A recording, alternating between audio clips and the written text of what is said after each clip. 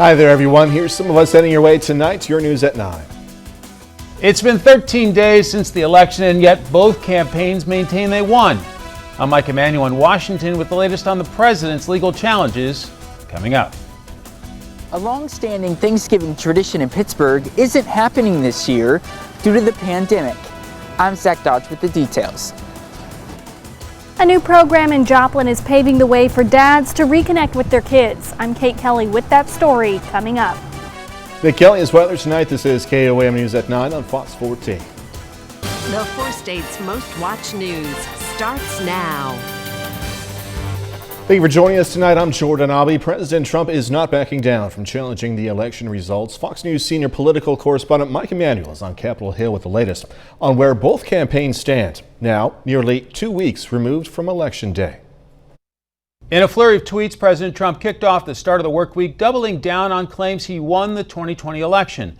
In the 13 days since voters cast their ballots, the Trump campaign has maintained there was widespread voter fraud, calling into question the election outcome and Joe Biden being declared the winner by multiple major media outlets. Monday, the Trump campaign pushed back on reports that the president's team has since scaled back its federal lawsuit in Pennsylvania. In a statement, a Trump official called such claims a, quote, mischaracterization of what the campaign is calling a restructure of allegations showing hundreds of thousands of improperly processed ballots. We feel good about where we are and our ability to protect a free and fair election for the American people, that they can trust the outcome. But even as the president and his team have lawsuits filed in multiple battleground states, President Trump's national security advisor, Robert O'Brien, offered a counter message Monday, saying the president is preparing for a, quote, very professional transition. The great thing is this is the United States of America. We've passed the baton and had peaceful, successful transitions, even in the most contentious periods. Meanwhile, in Wilmington, Delaware, President-elect Biden and Vice President-elect Harris are moving forward with transition plans addressing the economy and the pandemic's impact. I am hopeful that the president will be mildly more enlightened before we get to January 20th. While Biden is the projected winner, the election results don't become official for another month when electors formally cast their vote on December 14th. In Washington, Mike Emanuel, Fox News. Nick Kelly joining us now with our first look at the weather. Good start to the work week for many of us. Yeah, a cold start this morning, but we sure made a nice rebound today, Jordan. Back into mild territory for sure. After we started at 35, 67. That was the official number of Joplin Regional today.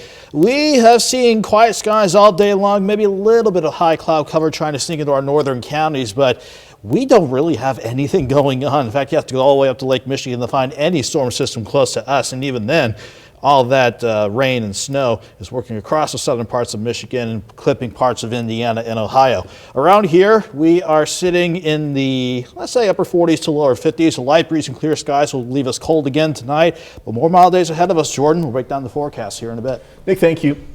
Oklahoma Governor Kevin Stitt is imposing new restrictions on bars, also restaurants. Bars and restaurants statewide need to have all tables spaced 6 feet apart and close in-person service at 11 p.m. Governor Stitt also wants all public schools in the state to return to in-person learning after Christmas break.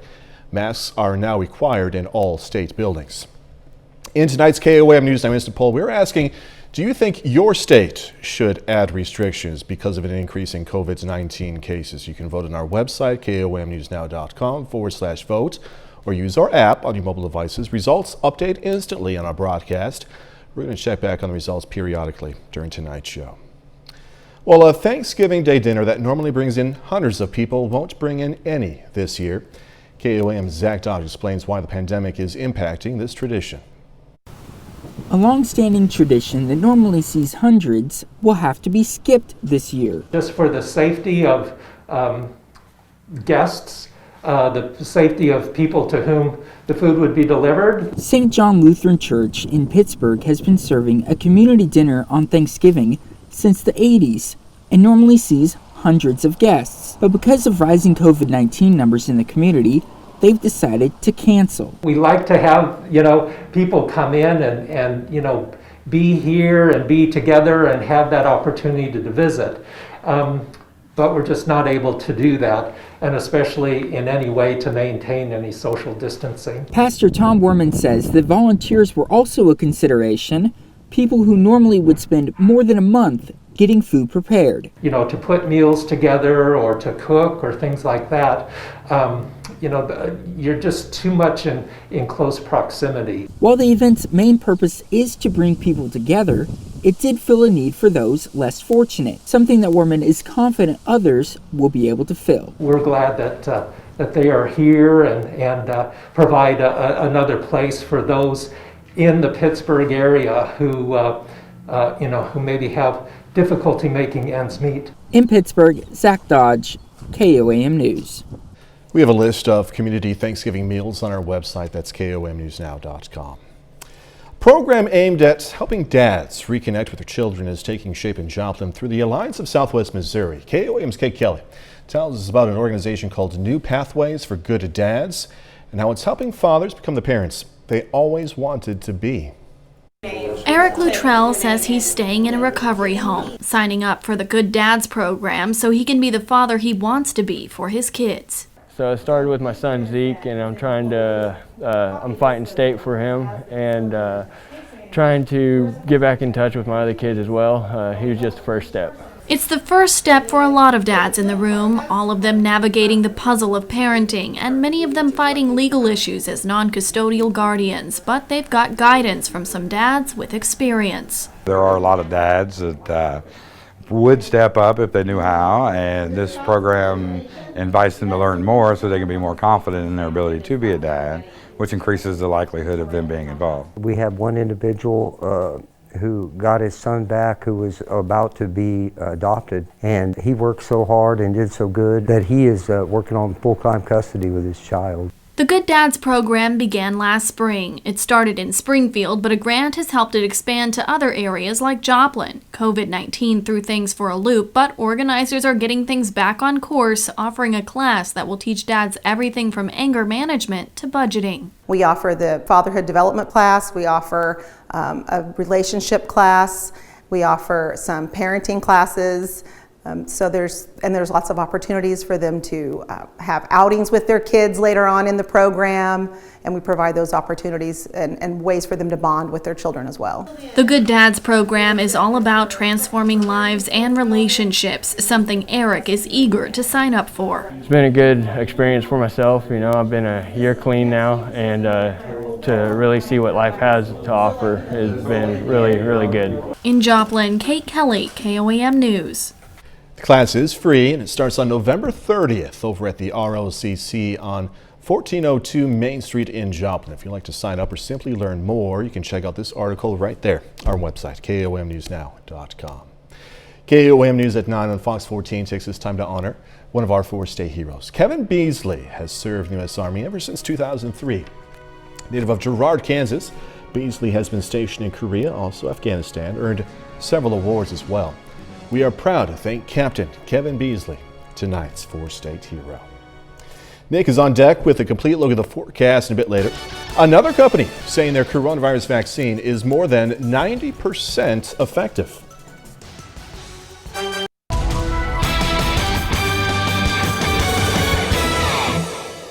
Granted, we had a chilly end of the weekend and a cold start this morning, but thankfully with dry air, a good breeze out of the south throughout the day, and quite a bit of dry air too, we wasted no time taking advantage of the plentiful sun over indigo sky and all across the area today to get us back into mild territory. In fact, let me show you the numbers, especially from Joplin Regional's perspective.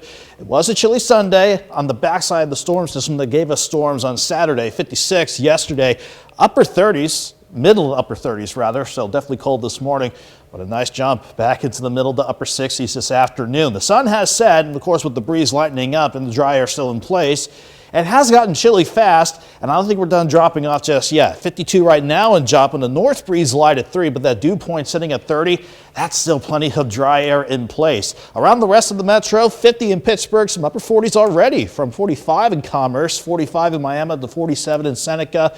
Contrast that to 53 a little down the road in Neosho. As far as the rest of the area is concerned, mid to upper 40s more prevalent in southeast Kansas and northeast Oklahoma, while southwest Missouri is still trying to hold on to at least some lower 50s. But again, as long as that breeze has lightened up this evening, especially considering we had a good southwest wind at 15 to 25 throughout the course of the day, this breeze has lightened up. Combine that with the dry air still in place and mostly clear skies. It's going to be another cold night. I'm expecting overnight lows to drop back into the upper 30s, but thankfully back into mild territory again with highs back near 64 tomorrow. We don't have a single thing going on top of us right now. Maybe a thin little band of high cloud cover clipping our northern counties, but that's really it. A front to the north giving some snow in parts of the Great Lakes. It might park itself just to our north tomorrow, but as long as we're on the warm side of that front and with no moisture to work with, we're going to keep things quiet for tomorrow. It's not until we get into the weekend where this front is going to really change things up as soon as we get into the weekend and before we kick off the Thanksgiving week. Before that upper low in the Pacific can bring that front our way, it's all about the upper ridge, keeping us mild and dry for a good stretch until we get into the heart of the weekend. In the meantime, let's continue with generally mostly clear skies. Again, I'm still expecting a cold night with most of us dropping back into the upper 30s. Let's say 38 in Joplin, for example. Everyone else, again, middle to upper 30s for the morning, but quickly back to 60 by lunchtime, but despite a southeast breeze staying light. I'm seeing highs in Joplin tomorrow around 64. Generally, lower to middle 60s, maybe even a couple upper 60s the closer you get to Wichita and Tulsa. Quick look at what lies ahead down the road. Not much to show you during the middle of the week and all the way through Friday. It's again all about that upper ridge, keeping us mild and dry. Then here comes that upper low out of the Pacific. So until Saturday afternoon, going into Sunday, that's going to be our next best shot for rain as we get into the weekend. 64 tomorrow. Let's go 68 on Wednesday. A pair of 72s for Thursday and Friday. That next front Saturday and Sunday bringing in rain chances, and behind it back into the chill with highs back near 50, Jordan. As you said, that wind was a little bit kicking today. Yeah, but thankfully it's going to lighten up a bit for tonight and tomorrow. It is, yeah. All right, Nick Kelly, thank you. Catch you in a little bit. Coming up, trying to lay the framework for a safe winter. More states putting COVID-19 restrictions in place as new cases surge across the country. I'm Casey Stiegel. The latest coming up from Texas. Joplin Health Department is reporting 3 more coronavirus-related deaths. Officials say the patients were 2 men, ages 69 and 93, also a 94-year-old woman. All of them were residents of a long-term care facility. These deaths bring Joplin's total to 53. States are placing new limits on indoor gatherings as we see a record number of new COVID-19 infections. The fall surge comes as another vaccine trial shows promising results. Fox News correspondent Casey Stiegel has more. State and local officials are reverting to tactics used in the spring to slow a surge of new coronavirus cases. Chicago will be under a stay-at-home order starting today. On Tuesday, New Jersey will cap private indoor gatherings at 10 people after reporting more than 14,000 cases in just 4 days.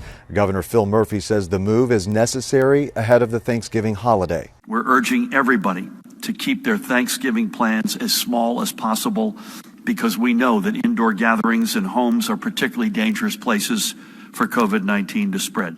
Nationwide, we've seen more than 11 million infections. In the last week, nearly every state reported more new cases than the week prior. Some business owners, though, say they're not sure how they'll get through another lockdown. Feeding my family is going to get a little harder.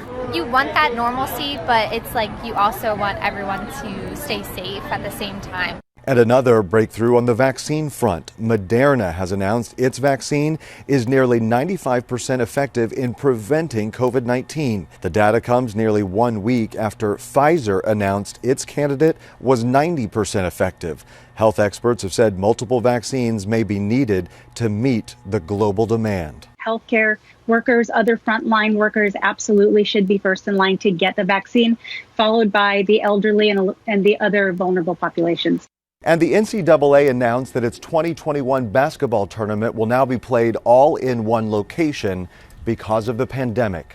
That's the latest from Arlington, Texas. Casey Stiegel, Fox News. A new study finds COVID-19 patients have an in-hospital death rate 2 times higher than that of flu patients. Researchers in Seattle say the higher mortality rate was independent of patients' age, gender, or severity of illnesses while in the ICU. Joplin's Health Department is hosting a drive-through flu clinic this Wednesday in the Joplin Memorial Hall parking lot from 7 a.m. until 3 p.m. or until healthcare workers there run out of vaccinations. Vaccinations are only for adults ages 19 and older and are free for Missouri residents. Adults need to bring a photo ID with them. All right, in tonight's KOAM News Now, Mr. Poll, we're asking you, do you think your state should add restrictions because of an increase in COVID-19 restrictions? You can vote over at KOAMNewsNow.com/vote or by using the KOAM News Now mobile app. Here are some results so far. The majority of you so far saying yes, there should be more restrictions because of this increase. Again, you can vote on our website, KOAMNewsNow.com/vote or on your mobile device. Just ahead, the president-elect laying out plans for a post-COVID-19 economy. Let's be real. A staggering number of people have made sexual abuse claims against the Boy Scouts of America, this ahead of today's deadline to come forward. The more than 82,000 alleged victims span generations, as young as 9 years old as 95. The Boy Scouts filed for bankruptcy protection before settling these abuse cases. The organization says it intends to set up a victims' compensation fund. Some good news about another coronavirus vaccine sent markets up. President Trump taking credit. This as President-elect Joe Biden laid out his vision for the economy as the cases of the virus continue to climb. Fox News congressional correspondent Caroline Shively has the latest developments. With the announcement that its phase 3 coronavirus vaccine is 95% effective, Moderna becomes the second U.S. company touting success in a week. And President Trump wants an important detail noted. He tweeted, "For those great historians, please remember that these great discoveries, which will end the China plague, all took place on my watch." Meanwhile, President-elect Joe Biden touted his economic plans in the middle of the pandemic. As we battle COVID, we also make sure that business and workers have the tools, the resources, the national guidance, and health and safety standards to operate safely. Biden led a virtual meeting with leaders of some of the largest retailers and labor unions in the country before his announcement, telling them the U.S. is turning a pretty dark corner. One of his top economic priorities will be getting another coronavirus stimulus package through Congress, something that has been stalled since the summer. We need that assistance. We've got money sitting out there for small business, for states and others. And that's why Republicans have put forth many ideas and want to make sure we pass a COVID relief bill.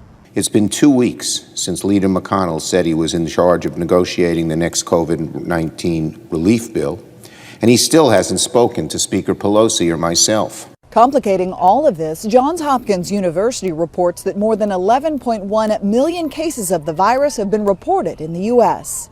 Caroline Shively, Fox News. All right, so one man's viral video becoming humorous in 2020, showing how if you lose the sense of taste with the coronavirus, you can really lose that sense of taste. Gonna check this one out when we come back. Still time to vote on tonight's KOAM News Now. To poll the question tonight, do you think your state should add restrictions because of an increase in COVID-19 cases?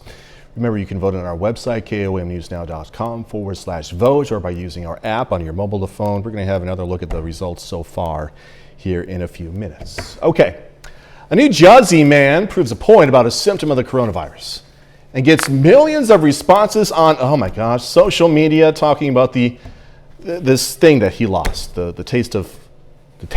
I can't even talk right. Russell Donnelly contracted the coronavirus and told friends he couldn't taste anything, which is one symptom many people are having after the coronavirus, or during the coronavirus anyway. But friends were doubtful. So he made a video of the COVID taste test. He eats a raw onion, consumes a shot of lemon juice, and as we're seeing right there, eats a spoonful of garlic paste. Doesn't even flinch. Look at the guy.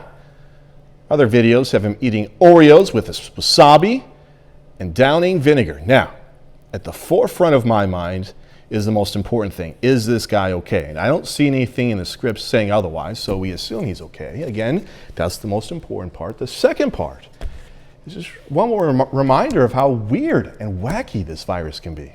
Goodness gracious. All right, 30 more minutes, news, weather, and sports coming your way. The Ottawa tribe of Oklahoma is taking this landmark behind me that's been vacant for years and turning it into a completely new destination spot. I'm Caitlin Shive. That's coming up. A more in-depth look at the latest COVID-19 vaccine developments as well.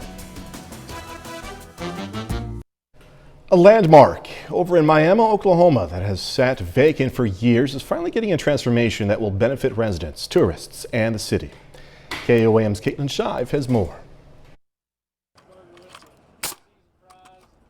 Construction is underway at what was once a vacant gas station in Miami, but will soon become a new local favorite spot as the Ottawa Tribe of Oklahoma transforms it into a triple-threat vintage diner with an ice cream parlor and tea house vibe. We're going to try to take it back to the nostalgic years of like 50s and 60s where you can come in and play the jukebox, and it's going to have an ice cream bar with the stools and where you can get ice cream cones, homemade malts. Making sure they give their customers a look back into time.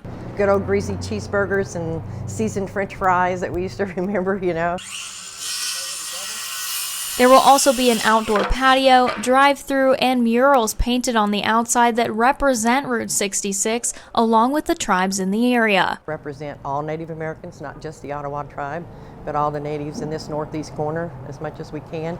We'll have history in our gift shop of different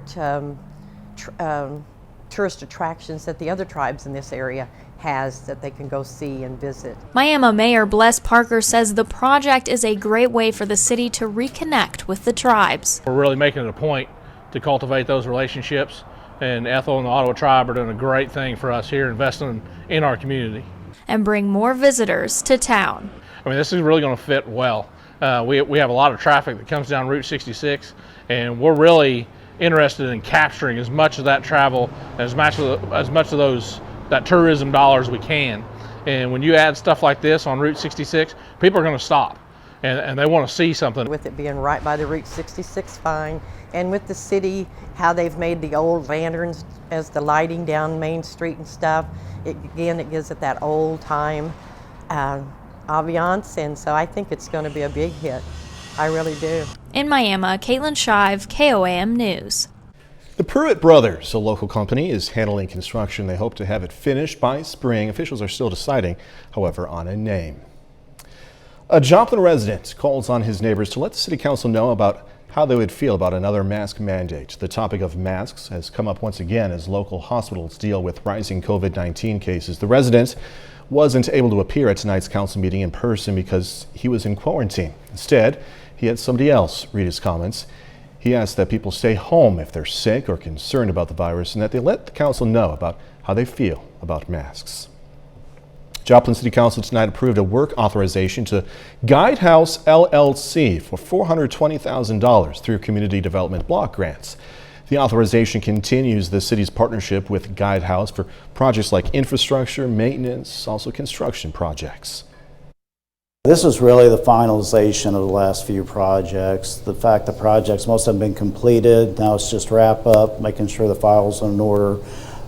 We have the proper documentation for a HUD audit or an OIG audit. So it really is the completion of the disaster recovery program. Council also voted to rename the Tri-State Mineral Museum to the Joplin Historical and Mineral Museum. They also approved a $50,000 grant to address homelessness and a $17,000 grant to track the homeless population. Kansas Governor Laura Kelly today said in a virtual media briefing that around 2,000 businesses have been helped so far by the Strengthening People and Revitalizing Kansas, or SPARK program, but 6,000 businesses have actually applied. Governor said today that with a $20 million budget for the program, not every business will get help, but they are trying to get as many businesses as they can get to. We're talking about this today because we really do need help. We need help from Congress to pass another stimulus act. Dozens of area businesses have received funding from the SPARK program. Most of them received $20,000. Missouri Department of Conservation released some numbers about the opening weekend of the fall firearms deer hunting season. Officials say Missouri hunters harvested more than 80,000 deer over the past weekend. Of those 80,000, 48,000 were antlered bucks, 6,000 were button bucks, nearly 25,000 were does. This year's numbers were down a bit from last year. Hunters back in 2019 harvested more than 88,000 deer on opening weekends. U.S. continues to add thousands of coronavirus cases every day as the new coronavirus surge grinds on, but a major vaccine breakthrough that we've been hearing about announced today could help doctors contain the outbreak sooner rather than later. Fox News correspondent Laura Engel has more an in-depth look from New York. We're averaging more than 100,000 COVID cases every day, but a medical breakthrough announced Monday could help doctors put an end to the outbreak.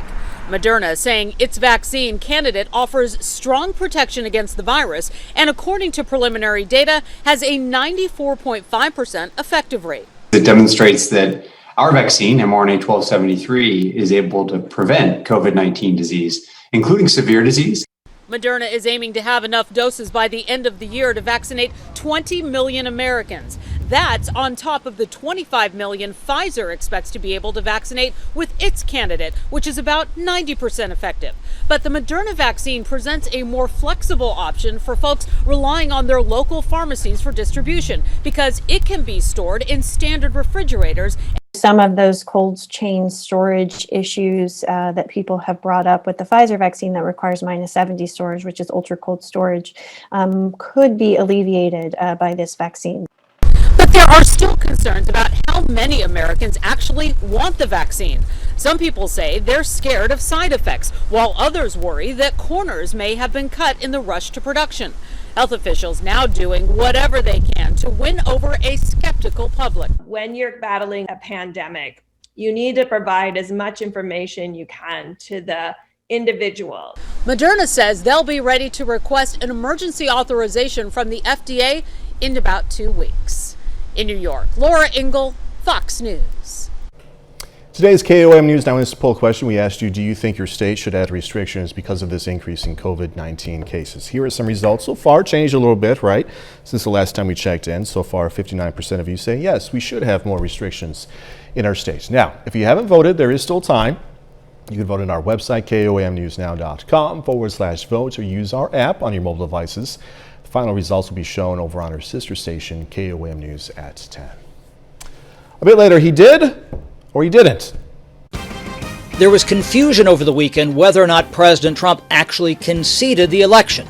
I'm Chad Pergram in Washington. More on that story coming up.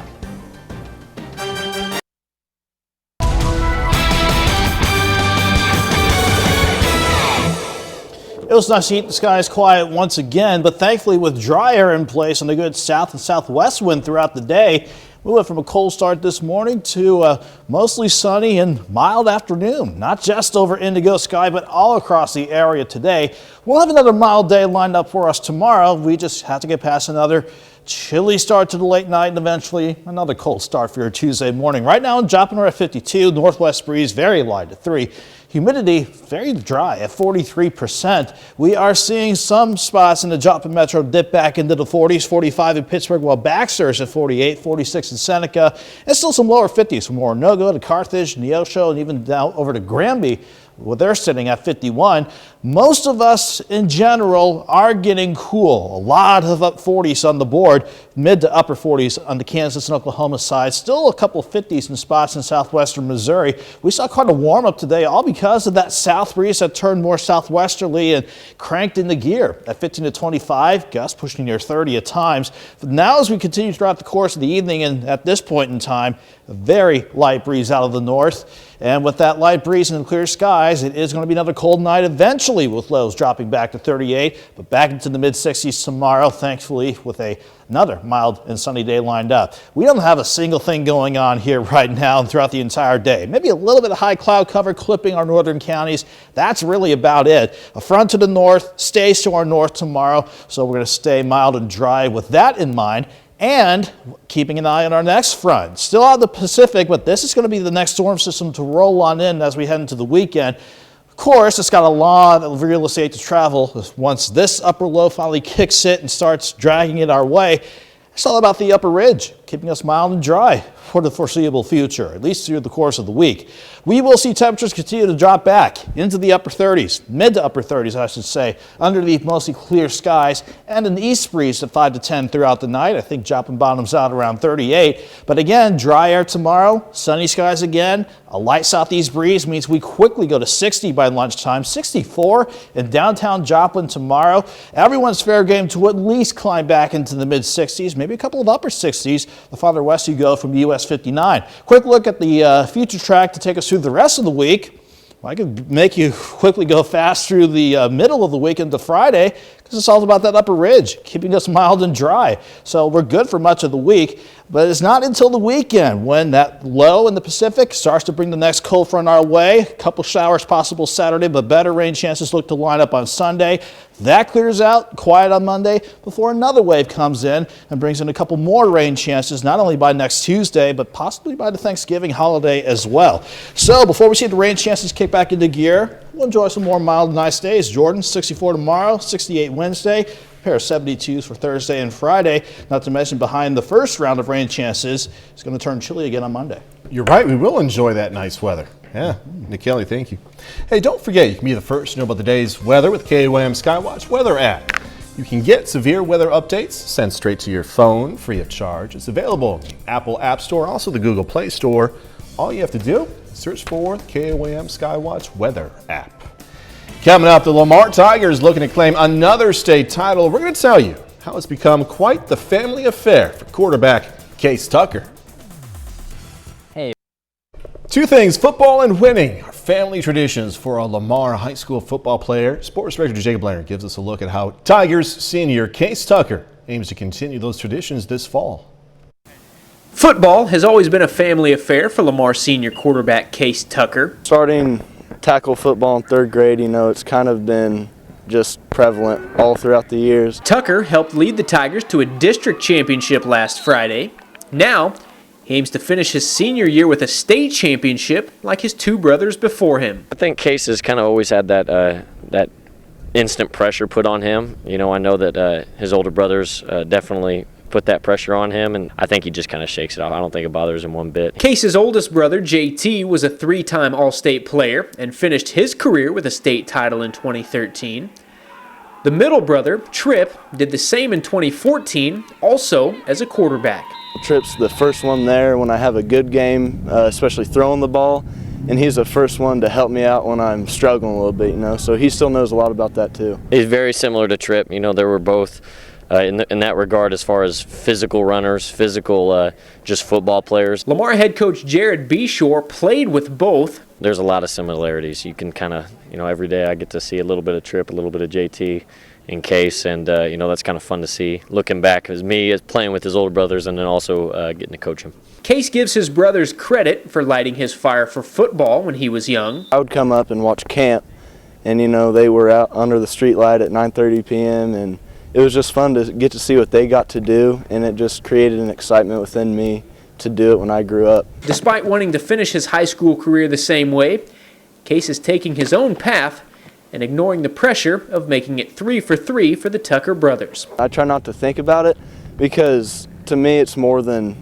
all the pressure. It's just about coming out here with all our brothers and just having fun playing football. He's great in his own right, and hopefully after this season we'll be able to look back and talk about the special season he's had. In Lamar, Jacob Leonard, KOAM Sports. Tucker and the Tigers are going to face Mountain View Liberty in the state quarterfinals this Saturday. Back with more news after this. Been almost a week, 13 days to be exact, since the 2020 election, and still there is debate from the Trump administration over who won. Fox News congressional correspondent Chad Pergram is in D.C. with the latest. A blast of presidential tweets over the weekend raising eyebrows. President Trump seemingly conceding, tweeting Biden won because the election was rigged. But an hour later, the president sought to clarify his remarks, tweeting again to say, "I concede nothing, and this was a rigged election." What he's saying is more, I guess you'd call it sarcastic or a comment on the terrible times in which we live, in which the media has said he won. Sunday, the president's personal attorney, Rudy Giuliani, pushed back on media projections showing Joe Biden won November's election. The Trump campaign has filed lawsuits in several battleground states. The campaign claims there was widespread election fraud and insists the courts will decide the outcome. The media has tried to call the election, and they don't have a legal right to call the election. It gets decided by our electors, not by NBC, CBS, MSNBC, CNN, and even Fox. On CBS's 60 Minutes, former President Obama weighed in on the election, publicly criticizing President Trump.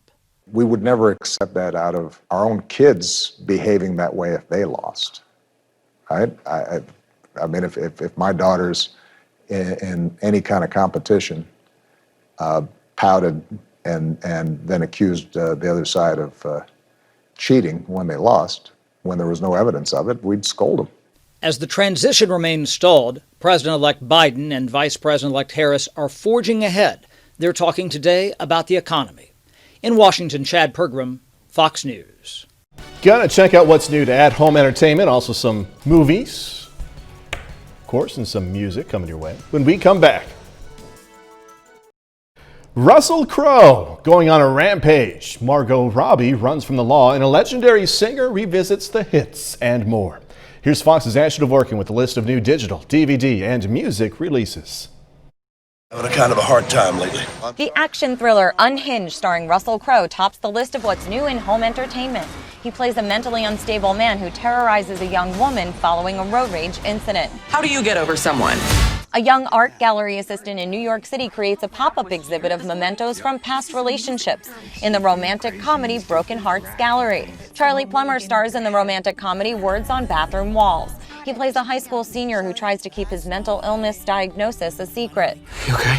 Available on demand and for digital purchase, the Depression-era crime drama Dreamland, starring Margot Robbie as a bank robber who gets involved with a young man while on the run from the law. None of this is real. For film collectors, the successful live-action video game film franchise Resident Evil gets an upgrade with a 4K Ultra HD collection. The limited edition box set includes all 6 films, as well as bonus content including rare archival featurettes. This is what I wished for. Also, the 1946 classic It's a Wonderful Life is available in a collectible 4K Ultra HD combo steelbook. The special edition combo includes the black and white film in 4K HD, as well as a colorized version on Blu-ray, along with a mini reproduction of a vintage film poster. From TV to DVD, the 3rd season of the award-winning HBO drama series Westworld: The New World. And new music includes Neil Diamond with the London Symphony Orchestra Classic Diamonds. The album features new vocals from the iconic singer and new interpretations of some of his greatest hits. In Hollywood, Ashley Dvorkin, Fox News. So good, so good. Sorry, that tune was in my head. That's our time for tonight. Thanks for joining us. Going to leave you with video of some fennecs at a zoo in Australia. I have never heard of these guys before, but they're cute. Be safe. Do this all again tomorrow. See you then.